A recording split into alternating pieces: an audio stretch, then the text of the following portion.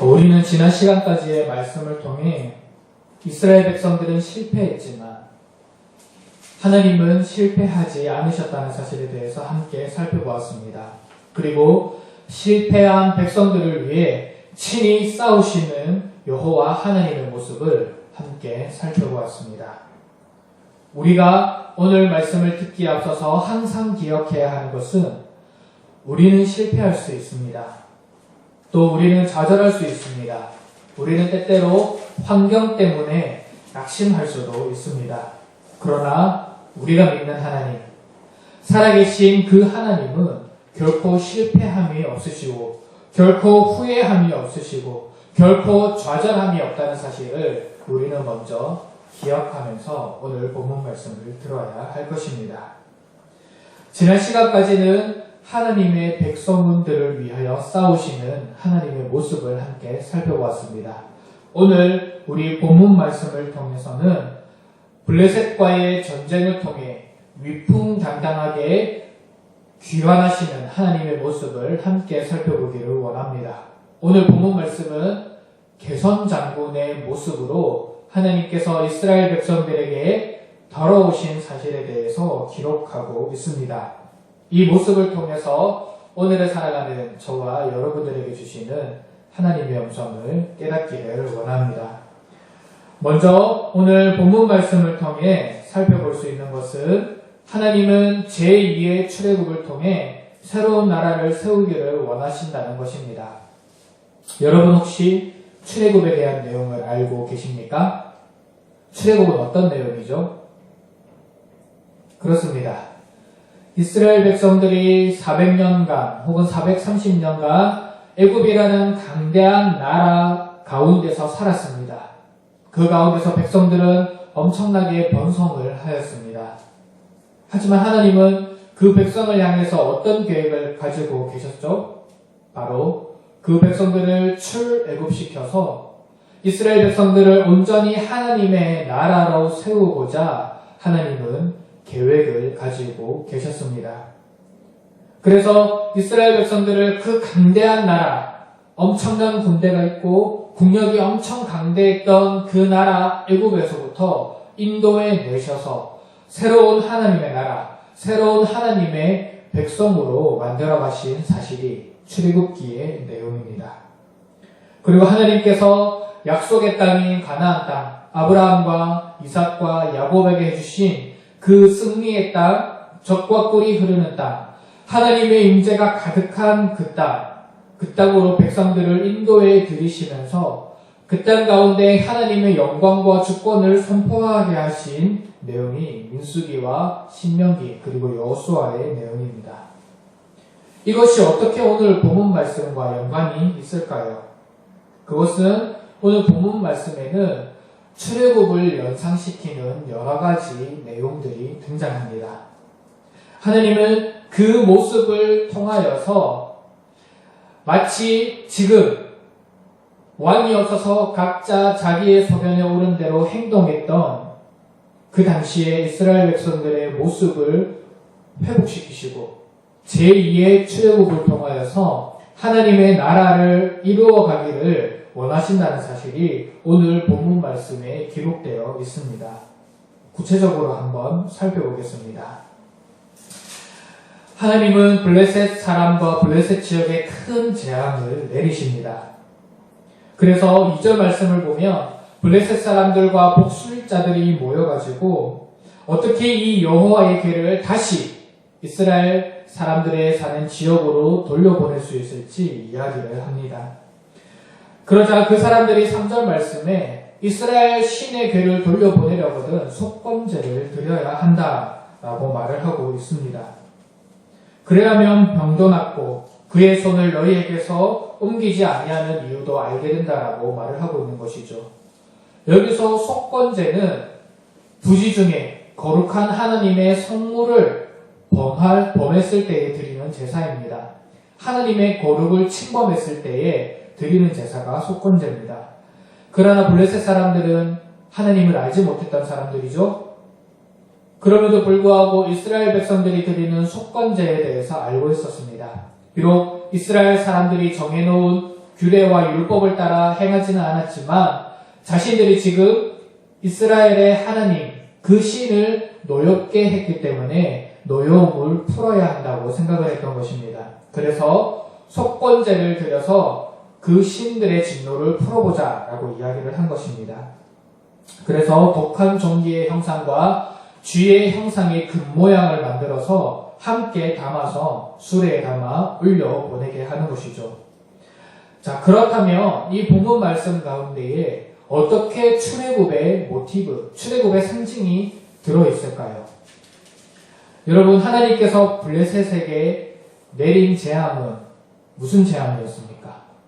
5장 말씀에 6절 말씀을 보면 독한 종기의 재앙을 내렸다고 되어 있습니다. 이 독한 종기의 재앙은 하나님께서 애국 지역에 내렸던 10가지 재앙 중에 하나와 일치합니다. 바로 6번째 재앙이 우리 개역개정 성경에는 악성 종기라고 되어 있습니다. 악성 종기와 독한 종기는 크게 차이가 없는 재앙이죠. 하나님께서는 이 블레셋 사람들에게 독한 종기의 재앙을 내리시고 그 가운데 엄중히 손을 다하심으로 하나님께서 지금 애굽의 신들에게 재앙을 내리고 있는 것 같이 이 블레셋 사람들에게도 재앙을 내리고 있다라고 말씀하고 있는 것입니다. 이것뿐만이 아닙니다. 또 이스라엘 백성들이 출애굽했을 때에 그들은 어떤 모습으로 출애굽을 했었을까요? 바로 이웃 애굽인들에게 의복과 폐물과 금, 은을 구하여서 이 사람들이 많은 재물을 이끌고 출애굽을 했습니다. 그래서 결국 그들이 애굽에서 받았던 그 재물, 여러 가지 재물로 인하여서 하나님의 법궤와 성막이 만들어지는 데에 사용이 되었던 것을 우리는 기억할 수가 있습니다. 이처럼 하나님께서는 지금 블레셋 땅에서 다시 이스라엘이 있는 그 땅으로 올라가게 되었는데 그냥 나오지 않으셨습니다. 금독종과 금종기의 형상을, 금쥐의 형상을 만들어서 그렇게 수레에 함께 실었다고 본문은 이야기를 하고 있습니다. 그리고 본문의 말씀 가운데에 8절 말씀을 보면 금으로 만든 물건들은 상자에 담아 궤 곁에 두고 라고 되어 있습니다. 그리고 15절 말씀을 보면 레위인은 여호와의 궤와 그 궤와 함께 있는 금 보물 담긴 상자를 내려다가 라고 되어 있습니다. 이런 내용, 블레셋에서 빠져나올 때에 그냥 빠져나온 것이 아니라 하나님께서 금과 보물과 많은 재물들을 수레에 담아서 함께 이끌고 나왔다고 하는 이 내용은 이스라엘 백성들이 출애굽을 했을 때에 많은 금, 은, 폐물들을 가지고 나온 것과 아주 내용이 일맥상통합니다. 또 본문의 사건을 제2의 출애굽으로 보는 내용이 결정적인 증거가 있습니다. 6절 말씀 한번 다 같이 읽어볼까요? 시작. 애굽인과 바로가 그들의 마음을 완악하게 한 것 같이 어찌하여 너희가 너희의 마음을 완악하게 하겠느냐. 그가 그들 중에서 재앙을 내린 후에 그들이 백성을 가게 함으로 백성이 떠나지 아니하였느냐. 자, 지금 블레셋 사람들이 자신이 맞닥뜨리고 있는 이 상황, 여호와의 궤를 올려보내려고 하는 이 상황을 마치 애굽인들과 바로가 행했던 모습과 자신들이 일맥상통하게 생각을 하고 있다는 것이죠.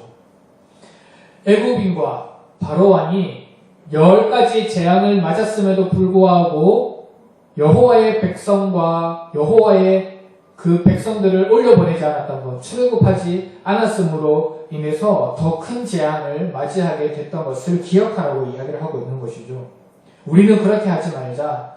우리는 지금 당하고 있는 이 재앙에서 빨리 벗어나자. 그래서 너희는 마음을 완악하게 하지 말고 교만하게 하지 말고 빨리 이 여호와의 궤를 이스라엘 백성들에게로 돌려보내자라고 이야기를 하고 있는 것이죠.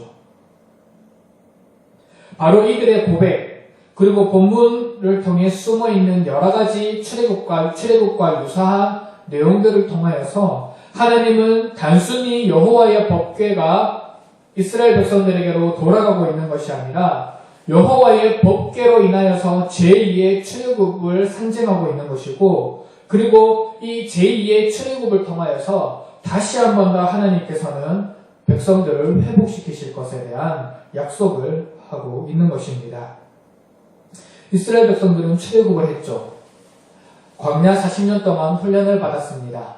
그 땅 그곳에서 하나님의 율법을 받았습니다. 하나님의 규칙을 받았습니다. 그리고 거룩한 공동체가 되기 위해 성막도 만들고 법궤도 만들고 제사장도 세웠습니다. 이제 이스라엘 백성들은 완전한 하나님의 나라가 되었습니다. 그들에게 땅이 필요했습니다. 그래서 가나안 땅을 정복한 것입니다. 가나안 땅을 정복했고 그 땅 가운데에 온전히 하나님의 나라가 세워진 것을 우리는 첫 번째 출애굽을 통해서 살펴볼 수가 있습니다. 바로 그때처럼 하나님께서는 제2의 출애굽을 통해 그때에는 이스라엘 백성들의 많은 백성들이 함께 출애굽했지만 지금은 이스라엘 백성들을 대표하는 하나님의 법궤 혼자가 탈블레셋을 하여서 그 하나님의 법궤로 인하여서 하나님의 임재로 인하여서 새로운 시대를 열어가고자 하나님께서 계획하고 있었던 것입니다. 타락했던 이스라엘 백성들, 우상 숭배했던 이스라엘 백성들, 심지어 제사장까지 타락해서 하나님을 바르게 섬기고 경외하고 예배하지 못했던 그 사람들을 회복시키고 그들을 징계하고 다시 징계를 통해서 하나님의 은혜를 더하여 주시고 하나님이 이제 그 백성들 가운데 함께 하심으로 인해서 내가 새롭게 나라를 세우고 새롭게 너희들을 변화시키고 새롭게 너희들로 하여금 하나님의 임재 가운데 나아가게 해줄 것이라는 사실을 지금 본문 말씀을 통해 암시하고 있다는 것입니다. 여러분, 이를 통해 우리가 받아들일 수 있는 은혜가 있죠. 어떤 은혜입니까? 하나님은 고통 가운데 있고 실패 가운데 있고 좌절 가운데 있는 우리들로 하여금 다시 출애굽을 시키셔서 그 고통으로부터 우리를 탈출시키셔서 이끌어내셔서 다시 한 번 더 하나님의 나라를 꿈꾸게 하고 다시 한 번 더 하나님의 새 시대를 기대하게 한다는 사실입니다. 이스라엘 백성들의 이전의 모습을 기억하십니까? 전쟁에서 패배했습니다. 실패한 인생입니다. 심지어 나라가 망했습니다. 왜냐하면 나라의 중심이 되는 여호와의 법궤가 없었기 때문입니다. 나라를 다스리던 사사 그리고 제사장이었던 엘리가 죽었습니다. 그 모습을 바라보면서 비느하스의 며느리는 이가봇, 영광이 이스라엘을 떠났다라고 선포했던 시대였습니다. 이스라엘 백성들은 그 징계의 시간, 그 슬픔의 시간, 그 시간을 거치면서 하나님께서 하나님을 바르게 섬기지 못했던 그 모습 가운데 징계를 받았던 것입니다. 그리고 지금 하나님께서 다시금 이스라엘 백성들에게로 돌아감으로 다시금 제2의 출애굽을 허락하여 주심으로 하나님은 이스라엘 백성들을 회복시키고 하나님의 나라로 삼으시고자 하고 계신 것입니다. 사랑하는 성도 여러분, 이스라엘 백성들은 전쟁에서 패배해서 고난과 슬픔 가운데 살았습니다. 그러나 하나님은 그 가운데 위대한 하나님의 뜻을 이루어 가시고자 하셨습니다. 그리고 본문 말씀을 통해 제2의 출애굽을 통해 하나님은 그 일을 이루어가고 계십니다. 다시 한 번 더 백성들을 회복시키시고 다시 한 번 더 하나님의 나라를 회복시키시고 사무엘이라는 위대한 제사장을 세워주셔서 다시 한 번 더 전 이스라엘 백성들이 여호와 하나님을 바라보고 사모하게 하는 은혜를 허락해 주셨다는 것입니다. 그리고 사무엘을 통해서 사울 왕을 세우시고 사무엘을 통해서 다윗 왕을 세우는 모습을 통해서 하나님께서 기뻐하시는 왕국이 어떤 모습인지 지금 보여주고 있다는 것입니다. 하나님은 이런 위대한 일들을 이루어 나가기 위해 지금 블레셋 지역에서 제2의 출애굽을 하고 계신 것입니다. 이처럼 우리 또한 어려움 가운데 빠져 있다면 낙심하지 않기를 원합니다. 우리가 욕심과 탐욕으로 말미암아 어려움 가운데 빠져 있을 수도 있습니다. 그것은 우리가 마땅히 감당해야 할 징계입니다. 또한 우리가 아무런 어려움과 아무런 잘못이 없는데 이런 고통과 슬픔 가운데 있다면 그것은 하나님의 연단이자 위대한 계획입니다. 제2의 출애굽을 통해 새 시대를 열어가시는 하나님의 은혜를 허락해 주셨던 것처럼 오늘도 저와 여러분들에게 이 고난의 시간, 이 눈물의 시간, 한숨밖에 나오지 않는 이 시간 가운데에 제2의 출애굽을 허락해 주셔서 하나님께서 내 삶 가운데 이렇게 위대한 일을 이루어 가셨습니다. 하나님은 살아계신 분이시며 하나님은 우리의 삶을 이렇게 기적적으로 인도해 가셨습니다. 하나님은 우리의 눈물의 골짜기 가운데 이 연단의 시간 가운데 우리와 함께 해 주셨으며 하나님께서는 우리의 삶을 통해 새 시대를 열어가 주신 위대한 왕이십니다. 라는 고백을 저와 여러분들에게 허락해 주실 것입니다. 우리가 이 시간을 잘 견디고 인내한다면 우리가 이 시간을 통하여서 전적으로 하나님을 온전히 신뢰하는 신앙의 모습을 훈련받는다면 이 일을 통해 우리는 하나님께서 사용하시기 위해 합당한 그릇으로 하나님께서 빚어가실 것이고 또 우리의 삶을 통해 제2의 출애굽을 허락해 주셔서 하나님의 위대한 일을 감당하게 해 주실 것입니다.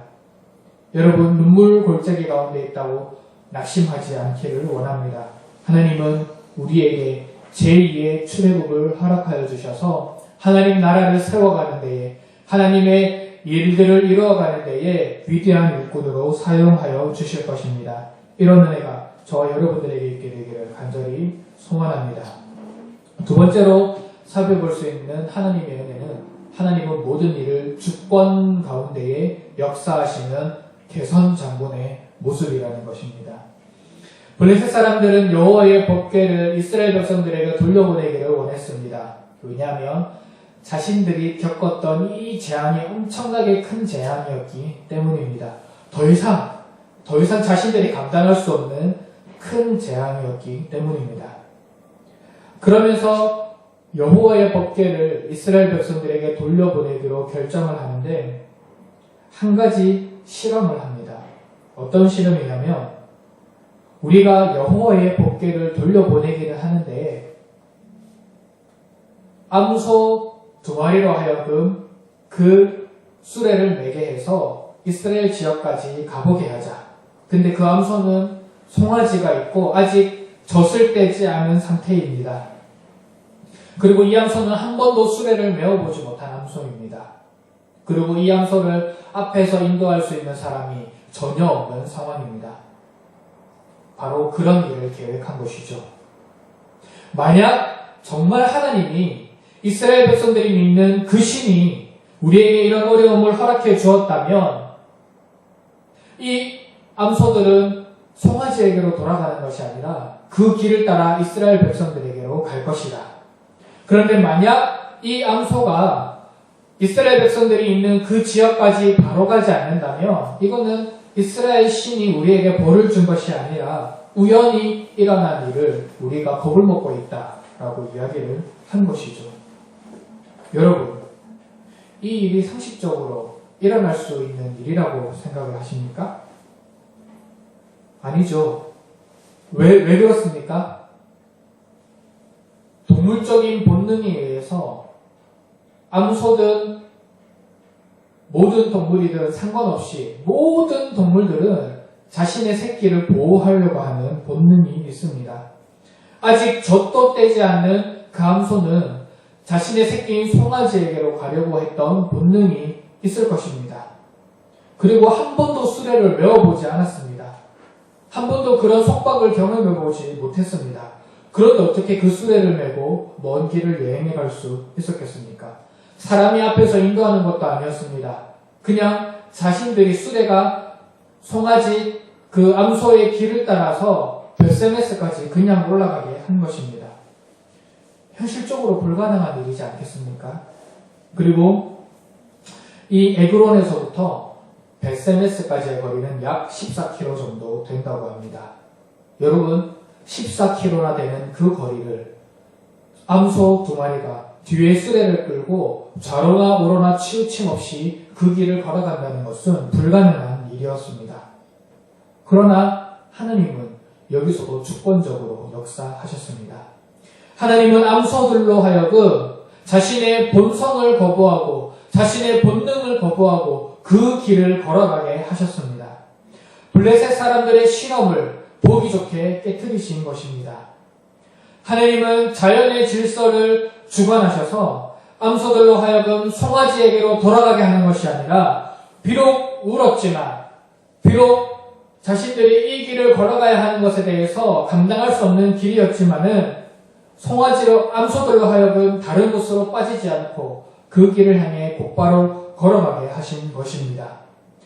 이 일로 하여금 블레셋 사람들에게 자신들이 겪었던 재앙 그리고 다곤 신인 여호와의 궤 앞에 엎드려졌던 이 모든 일들이 바로 이스라엘 백성의 신이었던 여호와 하나님께서 이루신 것임을 하나님께서 깨닫게 해주셨다는 것입니다. 그리고 하나님께서는 벳세메스로 올라갈 때에 초라한 모습으로 올라가지 않으셨습니다. 본문 말씀을 보면은 초라한 모습처럼 보이지만 결코 그렇지 않습니다. 바로 위풍당당하고 개선장군의 모습으로 벳세메스로 올라간 것입니다. 이스라엘 백성들은 전쟁에서 패배했고 법궤를 빼앗겼고 실패와 좌절의 모습이었지만은 하나님께서는 블레셋 땅에서 이루어가는 전쟁의 모습을 통하여서 전쟁에서 승리하시는 개선장군의 모습으로 올라갔다는 것입니다. 여러분, 개선장군이 자신의 본국으로 돌아가는 모습을 한번 상상해 보시기를 바랍니다. 어떤 모습일까요? 장군이 맨 앞에 서서 말을 타고 장군의 제복을 잘 차려입고 갑니다. 그 뒤에는 군대들이 따라가겠죠. 그리고 군대 뒤에는 어떤 것들이 함께 따라가겠습니까? 전리품들이 따라갈 것입니다. 그리고 그 뒤에는 포로들이 따라갈 것입니다. 바로 이 개선장군의 모습이 오늘 본문 말씀에 나와 있다는 것입니다. 어떻게요? 여호와의 법궤가 올라가는데 그 법궤 안에 하나님께서 전쟁에서 승리한 전리품들을 가득 담아 들고 올라가고 계십니다. 궤와 함께 있는 금 보물들이 그 가운데 있었다라는 것입니다. 그리고 본문에는 나와 있진 않지만 본문에는 그들이 참여했다고는 나와 있지 않지만 블레셋 사람들이 먼 곳에서 그 수레가 올라가는 길을 바라보면서 이 여호와라는 신이 이스라엘 백성들의 이 법궤가 있는 이들이 믿는 하나님이 진짜 하나님이구나 라는 하나님에 대한 바른 고백을 하게 하셨던 것입니다. 이런 모든 모습이 패배했던 이스라엘 백성들과는 대조적으로 전쟁에서 승리하시고 위풍당당한 모습으로 백성들에게 돌아오시는 개선장군의 모습으로 하나님이 묘사되고 있는 것입니다. 그렇습니다. 우리가 믿는 하나님은 모든 일을 주권 가운데 역사하시는, 이루어가시는 분이십니다. 그리고 어떤 상황 속에서도 실패함 없이 승리 가운데 개선장군의 모습으로 우리에게 승리를 허락하는 분이십니다. 우리는 이런 하나님에 대한 믿음과 고백이 있어야 합니다. 하나님의 뜻을 이루기 위해서 하나님께서 주권적으로 내 삶 가운데 역사하시기를 우리는 사모하면서 살아가야 한다는 것입니다. 내가 믿음이 연약하여서 이 상황을 바라보면서 낙심하며 넘어지는 것이 아니라 하나님께서는 못하실 일이 없으신 위대한 왕이심을 고백하면서 주님, 제가 저의 만족과 제가 저의 유익을 위해서 이 삶을 살아가는 것이 아니지 않습니까? 저는 하나님의 나라와 하나님의 뜻을 위하여서 이 길을 걸어갑니다. 하나님, 불가능해 보이는 이 상황 속에서, 실패한 것처럼 보이는 이 상황 속에서, 낙심한 것처럼 보이는 이 상황 속에서 하나님께서 모든 환경을 주관하여 주셔서 주권적으로 역사하셔서 우리의 삶을 승리로 인도하여 주시옵소서라고 우리는 기도하면서 나아가야 한다는 것입니다. 우리의 생각과 우리의 뜻이 우리의 삶을 인도해가는 원동력이 되는 것이 아니라 정말 살아계신 하나님께서, 주권적으로 역사하신 하나님께서 우리의 삶을 인도해 가시는 원동력이 되기를 우리는 간구하며 나아가야 하는 것입니다. 바로 그 하나님이 오늘도 살아서 역사하시어서 우리의 삶 가운데 함께 계신다는 사실을 우리는 기억하면서 나아가야 할 것입니다. 여러분, 승리의 하나님, 개선장군의 하나님, 모든 자연의 섭리를 주권 가운데 역사하시는 그 하나님을 우리가 온전히 신뢰하면서 나아갈 때 우리는 이 땅에서 살아가는 나그네 삶 가운데서도 소망을 가지면서 승리하는 삶을 살아갈 수 있게 될 것입니다. 바라고 원하기는 이곳에 계신 모든 성도님들께서 우리의 삶 가운데 승리를 허락하여 주시며 주권적으로 역사하시는 하나님을 전적으로 신뢰하면서 믿음의 선한 싸움을 싸우며 살아가는 저와 여러분들이 되시기를 간절히 소원합니다. 자, 마지막으로 살펴볼 수 있는 은혜가 있습니다. 그것은 하나님께서 제2의 출애굽을 계획하시고 하나님께서 주권적으로 모든 일을 승리로 인도해 가시는 그 과정 속에서 하나님이 돌아오신 곳에는 어떤 은혜가 있느냐. 하나님이 이스라엘 백성들을 따라서 7개월 동안 블레셋 땅에서 살아갔는데 지금 하나님께서 돌아오고 있지 않습니까? 하나님께서 돌아오신 그 자리에는 어떤 은혜가 있느냐 우리가 마지막으로 함께 살펴보겠습니다. 13절, 14절 말씀 우리 함께 읽어보도록 하겠습니다. 시작! 베스메스 사람들이 골짜기에서 밀을 베다가 눈을 들어 괴를 보고 그 본 것을 기뻐하더니 수레가 베스메스 사람 여호수아의 밭 큰 돌에 있는 곳에 이르러 선지라 무리가 수레의 나무를 패고 그 암소들을 번제물로 여호와께 드리고. 자, 이제 수레가 이스라엘 지역인 베스메스 지역까지 도착을 했습니다. 그때 이스라엘 백성들의 모습은 어떠했습니까? 어떤 모습이 있습니까? 찾아보세요. 어떤 모습이 있습니까? 여호와의 법궤가 돌아왔을 때에 이스라엘 백성들은 어떤 반응을 보였습니까? 13절 말씀을 보면 궤를 보고 그 본 것을 어떻게 했다고요? 기뻐하더니. 그렇습니다. 하나님께서 영광 가운데 개선장군의 모습으로 궤가 돌아온 것입니다. 여러분 이 장면이 지금 상상이 가십니까? 베스메스 사람들은 그 지역에서 밀을 재배하고 있었습니다. 밀을 수확하고 있었습니다. 밀을 베다가 저 멀리서 길을 따라서 뭔가 올라오는 겁니다. 무엇이 올라옵니까? 암소 2마리가 보입니다. 그 뒤로 큰 수레가 있는 것이 보입니다. 근데 자세히 살펴보니 수레 가운데 여호와의 법궤가 올려져 있는 것이 보입니다. 그런데 이들이 아무리 살펴봐도 사람이 보이지 않습니다. 하나님이 지금 그 법궤와 암소를 이끌고 이스라엘 백성들의 지역에 돌아오는 장면이 지금 이 사람들에게는 보이는 것입니다. 얼마나 놀랐겠습니까? 7개월 동안 자신들을 떠나 있었던 여호와의 법궤가 사람의 손에 인도되어져서 오는 것이 아니라 하나님의 방법으로 하나님의 주권적인 역사 가운데 다시금 자신들의 지역으로 돌아오는 모습을 보았을 때 이들은 정말 놀랐을 것입니다. 하나님은 정말 살아계시다는 것을 깨달으며 고백했을 것입니다. 그래서 이들은 기뻐했습니다. 아주 크게 기뻐했습니다. 하나님이 다시금 자신들에게로 돌아왔다는 사실에 기뻐하였고 이들은 그 수레를 장작으로 패고 그 암소를 죽여서 여호와 앞에 번제로 제사를 드렸습니다. 그렇습니다. 하나님이 돌아오신 자리, 하나님의 영광이 임재하는 그 자리, 하나님께서 다시금 회복한 그 자리에는 기쁨과 감사의 고백이 넘쳐 흐르고 하나님 앞에 바른 제사, 바른 예배가 회복되는 것을 우리는 본문 말씀을 통해 볼 수가 있습니다.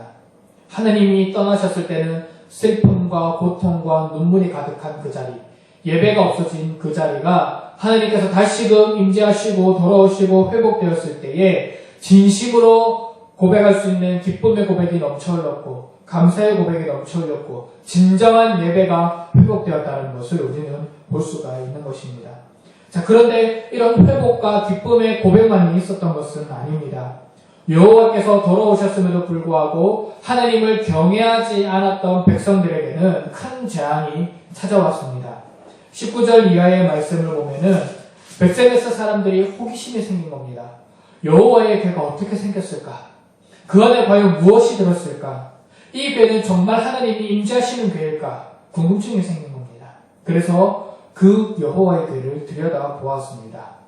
여호와 하나님의 거룩을 침범하였습니다. 하나님의 하나님 되심을 인정하지 않는 모습을 보여주었습니다. 그래서 하나님은 그 백성들을 치셨습니다. 5만 70명을 죽였다라고 되어 있습니다. 5만 70명이라고 되어 있는 부분은 어떤 사본에는 5만 70명, 어떤 사본에는 70명이 죽었다라고 기록되어 있기 때문입니다.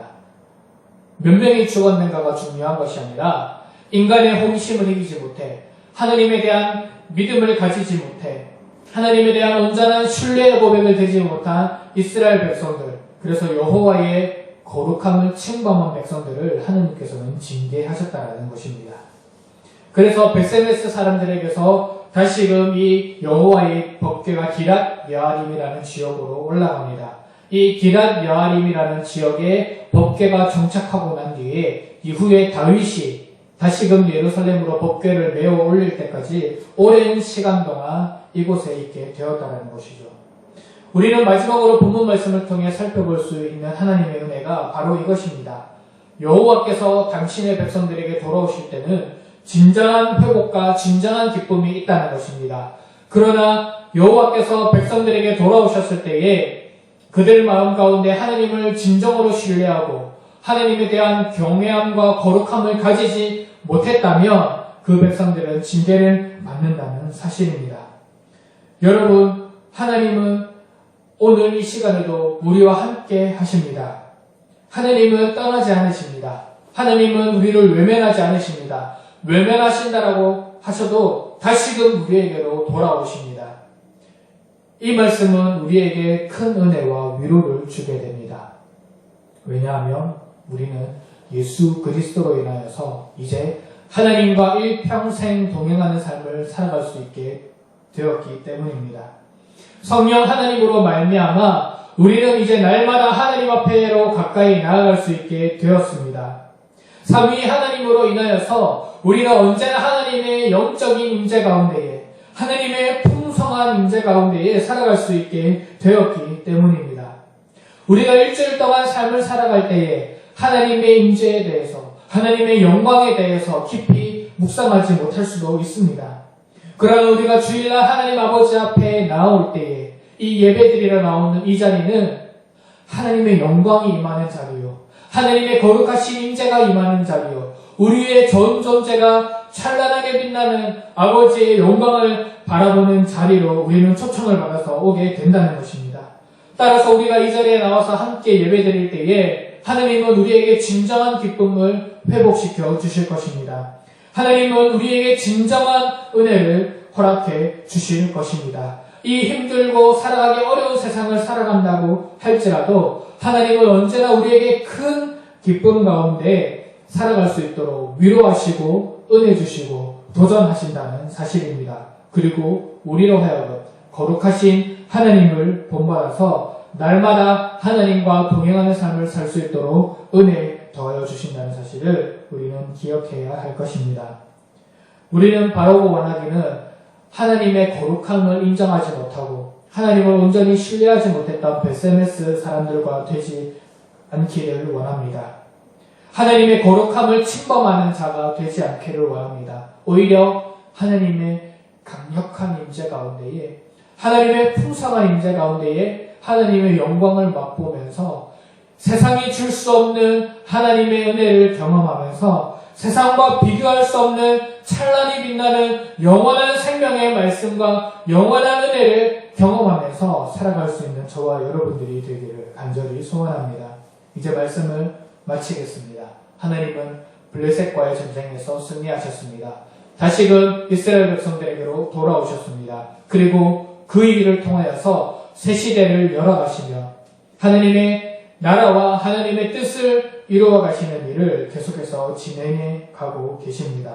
그 과정 가운데 하나님은 제2의 출애굽을 통해 이스라엘 백성들을 회복시키고 새 시대를 열어가시고자 하셨습니다. 또 하나님은 모든 일을 주권 가운데 이루어 가시며 하나님의 승리를 드러내셨습니다. 그리고 하나님은 하나님이 회복된 곳에 다시 하나님께서 돌아오신 그 자리에 진정한 회복과 기쁨이 있었습니다. 오늘 이 시간 저와 여러분들에게 이런 하나님의 은혜가 임하게 되기를 원합니다. 우리의 삶 가운데 하나님의 임재가 임하기를 사모하며 살아가기를 원하고 우리의 삶 가운데 하나님의 영광을 구하며 나아가기를 원합니다. 모든 일을 주권적으로 역사하시면서 새 시대를 열어가시는 하나님의 은혜를 사모하며 우리가 이번 한 주도 살아갈 때에 승리하신 하나님을 기억하며 우리가 살아갈 수 있게 되기를 원합니다.